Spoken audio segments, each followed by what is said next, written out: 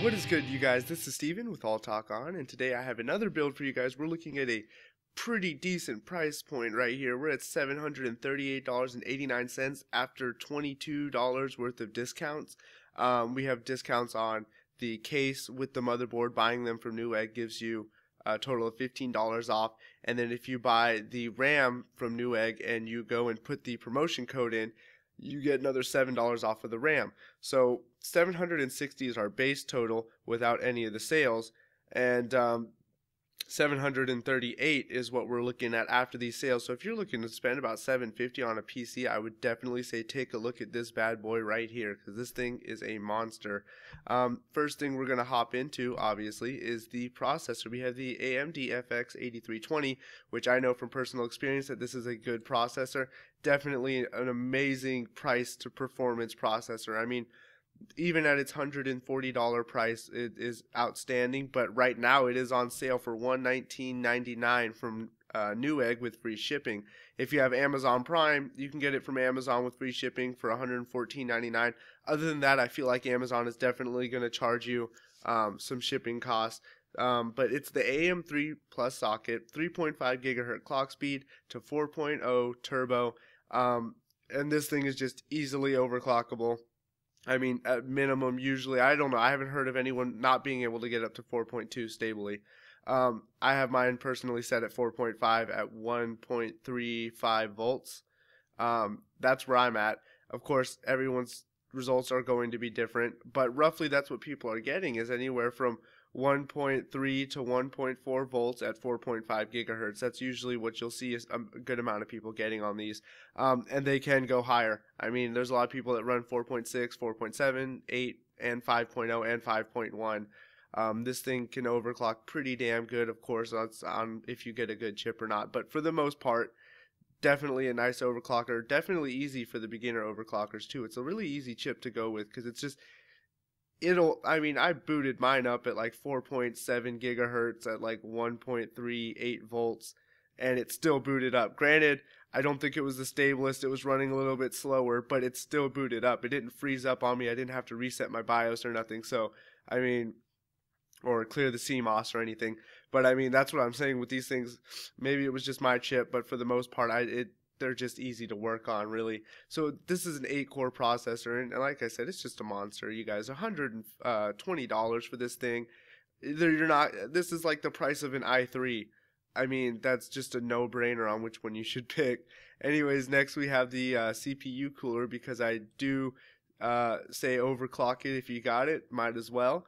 And we're looking at the Cooler Master Xenon 120V. I personally have the 120M, which is a little bit more expensive. And if you're willing to chip out a few more dollars, you can go for the Corsair H55 or HI55 or whatever, the Corsair version. And it's a little bit more expensive, but I would think the results would be a lot better than with this one. But this is a closed loop water cooler. It definitely will get the job done. It should have no issues keeping you stable at 4.5 gigahertz.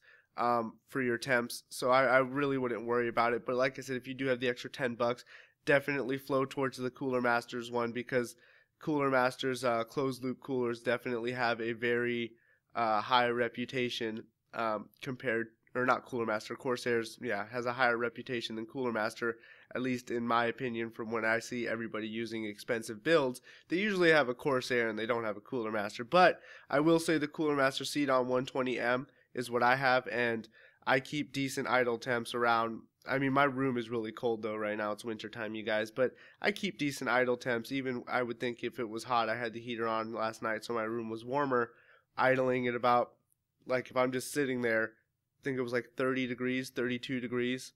And then if I'm doing anything like bench testing, when I was doing the stress test, I hit like a max of 51. So it's not a bad, you know what I mean? That's not a bad temperature at all. Anyways, so that's the Cooler Master Xenon 120V. So, you know, base it off your own personal preference. Do your research on them.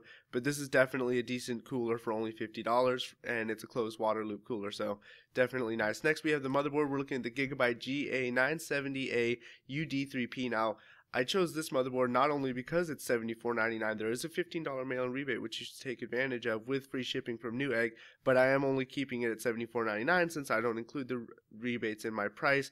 Anyways, it's got DDR3 speeds of 1066 to 2000, and it supports a max memory of 32 gigabytes, supports RAID, supports Crossfire, 6 SATA 6 gigabit per second ports. I hate how they always have 6 as a standard because it's like a little tongue twister every time. Anyways, it's USB 3.0 header, of course. It's on the AMD 970 chipset. I do like the 990, the FX 990 and the X 990, but they're a lot more pricier. When I did pick this board, of course, I kept overclocking in mind as well. As we can see here, we have a large line of capacitors. Honestly, I think there's more capacitors on this than there are on my motherboard. And then underneath it, we see right here another large line of chokes, as well as a nice long heatsink on the MOSFETs. So this is your VRM. This is what's gonna control your voltage regulation to your processor, which is definitely, you want a nice heatsink on it. You want more chokes. You want more capacitors, and basically it helps give you more stable voltage. You can get less V droop, as well as cooler temperatures, as well as being able to give more voltage. So that is why I chose this motherboard. Not to mention it looks pretty friggin' sweet, nice little black. It's got this gigabyte like sliced friggin' dinosaur, scratched it, I thought it looked pretty cool. And I mean, I don't know why the North Bridge just looks like all plain. They made the little control management down here look all sweet, and I don't know. Anyways, yeah, it looks pretty sweet, and like I said, those the VRM on that looked fairly decent from what I was looking at, and I don't see any issues with the voltage for overclocking with this one. Anyways, next we have the RAM. We have the G-Skill Sniper Series, 8 gigabytes, 2x4 DDR3 1600 memory. Now it's CAS latency of 9. This is the one I said right here. There's a promotion code. Take this promotion code to Newegg, run your checkout. Scroll under, just keep scrolling around on each checkout page till you find it. There will be a promotion code. It'll tell you to enter an email address because it's one promotion code per an email. After you enter your email address, it will then give you this code. Now, you do have to sign up for a subscription to receive news from Newegg, but you can just click on this first email they send you and unsubscribe right after, and it's worth the extra $7. It takes 10 minutes, if even that.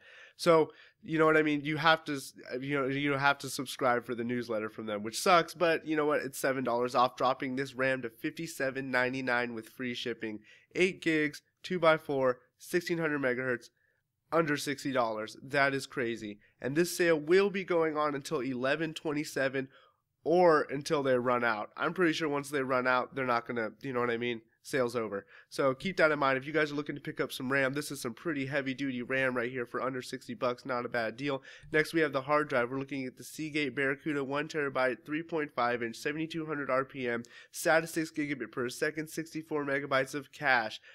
It's your standard hard drive that is gonna have a terabyte with, like, your 64 megs and your 72 speed and your SATA 6 gigabit per second. I mean, that's just usually, the industry standard highest that you're getting right there. So no problem there. We're looking at mail-in rebate of $5. I hate it when they fucking do that. It makes me so mad. Why? Anyways, Newegg has it for $44.90 or $49.99 with free shipping is where I would suggest buying it from. Unless you're an Amazon whore and you have Amazon Prime, obviously Amazon has it for the same price. But once again, I always choose to buy everything off of Newegg if I can, even if it's only $1 more, because it just makes life easier. Plus, they like to send everything in one box, and they usually send it out really quick. They ship over the weekend, so I mean, why not? But it's a good hard drive. Next, we have the monster. The thing that pulls like this build together. We are looking at the Sapphire R9 290X, 4 gigabytes of DDR5, Tri-X cooling, monster of a graphics card. Now, I personally have a graphics card with the Tri-X cooling.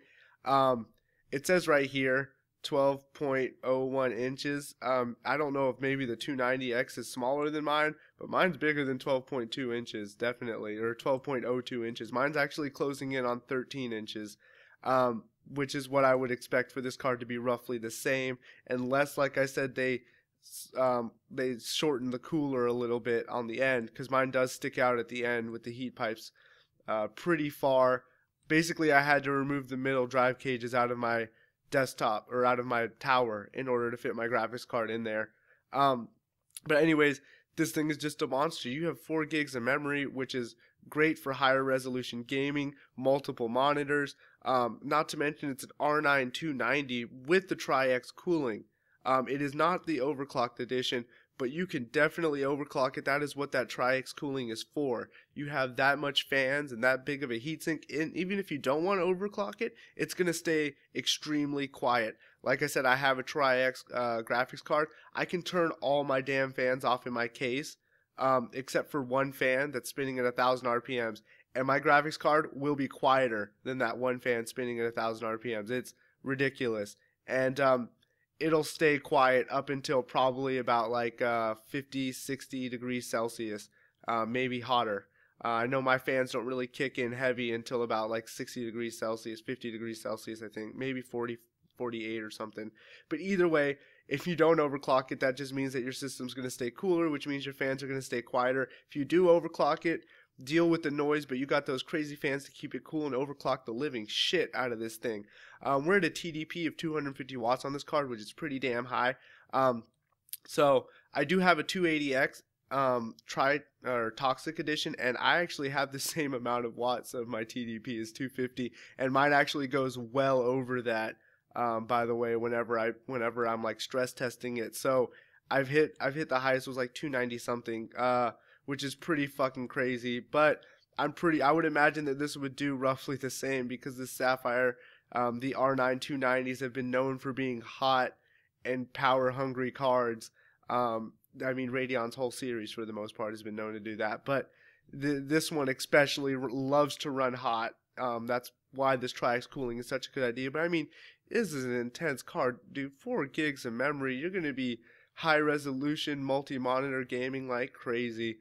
On top of the fact that I think it's on a 512 bit memory bus speed or whatever. I can't remember exactly how they say it, but I know it's 512, and I know mine's at like 380 something or something like, I don't know, and then there's 120 something for the lower 270X, so it basically goes up. So this is the highest you're getting unless you want the dual GPU solution. But definitely an amazing graphics card. Will have you destroying games, any games, doesn't matter. It don't fucking matter. Overclock your FX 8320 to 4.2 gigahertz. Throw this bad boy in there, and you will be destroying anything you can throw at it. So next we have the Thermaltake Versa H23 ATX mid-tower case. Now I did go with a little bit more of a pricier case. Like I said, with Newegg, if you buy this from Newegg, they'll drop it down to what? $45. They're going to take off $15, so $30 if you buy this with the motherboard. So definitely a good idea. And this case is just, it's a nice looking case. It's got the ventilation on the top. It's got 2 drive bays as well as a nice case window. Always nice to have a little case window. The sides pop out for better cable management. Supports the maximum video card length of 12.4 inches. So definitely something you want to keep in mind. There is a very long graphics card. Sorry, hold on. I was looking for something else. Yeah, it's a very long graphics card. I would definitely look into the size of it a little bit more, because I don't know. That thing scares me. 305 millimeters. Mine's a little longer than that. I don't know if maybe, I do have a 280X versus the 290X, but I do have a Tri-X cooling. So, but anyways, keep that in mind. But I'm pretty sure you'll have no problems in fitting this in there, and it's an awesome case for how cheap it is. Next, we have the power supply. I did not go cheap on the power supply. In fact, I went very unnecessarily expensive, I guess you would say, but I don't like to take chances, especially with the power supply. That's the one thing you shouldn't take chances on. So we're looking at the EVGA Supernova NEX 750 watt 80 plus bronze. So we're only pulling about 480 watts of power, but I mean, my 280X is recommended a 750 watt, and it pulls about the same wattage as the Sapphire. So I would assume that one would recommend at least a 750 watt as well. And just go with what they say. It's nice to know that when you max out your entire PC, you're not worried about your power supply shorting out or frying or overheating. Not to mention the less power of the power supply you're using, the quieter the fan is going to be, the cooler it's going to stay. That's also a plus as well. I mean, I had a 600 watt in here and it was getting hot. I mean, I didn't hear the fan, but it was getting hotter. You could tell it was getting hot when I was playing games. This one, I have an EVGA 750 and it stays cool all the time. I never hear the fan ever. It's completely silent. So it's always nice to have that. Not to mention when you overclock your FX 8350, you're going to be looking at bumping your wattage up from that 125 up to about 140 plus. It does definitely put a dent in your usage, as well as if you overclock that 290. Once again, you're going to be getting close to that 300 mark. Definitely want to make sure you have a sufficient power supply, and this is a very good power supply for $74.99. There is a mail-in rebate. Now, this is one of the biggest mail-in rebates I've seen in a while. We're looking at $30 mail-in rebate from Microcenter. So definitely take advantage of that mail-in rebate because it's $30. But like I said, I have it clocked at $74.99. And it's just your overall, it's semi-modular, by the way, you guys. I didn't skimp you too much, 80 plus bronze. So, you know, it's definitely a good power supply. Definitely have some fun with that. Next, we have the DVD writer. I don't know. It's an optical drive, you guys. It's by Asus DRW24 F1ST. So definitely a good little Asus drive. So that's basically my build, you guys. We're clocking in at $738. And like I said, this thing's a friggin' monster. Like, holy crap, this is ridiculous. This is, honestly, it's better than my PC a little bit here and there. I mean, my motherboard's a little better. And my RAM is better, and my case is better, and my power supply is better. But like, as far as like the graphics card and stuff, that graphics card's better than mine. It's a tier above mine. I do have an 80 plus gold power supply, which was definitely a lot more pricey than this one. As well as I have 1866 memory, and I have a higher end motherboard with like a cooler look to it. As well as my case is a lot more expensive as well. So I mean, those factored in the price of my PC. But if I were to take my PC and knock down anything that I didn't need, which is basically stuff like the expensive case, the 1866 memory, the more expensive cooler, and the more expensive power supply, then I would definitely be, you know what I mean, happy with this build. It's a very nice build, you guys. This is an amazing price for a 290 right there, by the way. 269 is not bad with the Tri-X cooling and the 4 gigs of video card memory. So definitely take a look into this, you guys. Get down on this. I hope you guys enjoy the video. Black Friday's coming up. I'll be posting up another sale by the time this is uploaded, hopefully within the next 2 hours or so. So anyways, you guys, this is Steven with All Talk On, and I'll catch you guys later.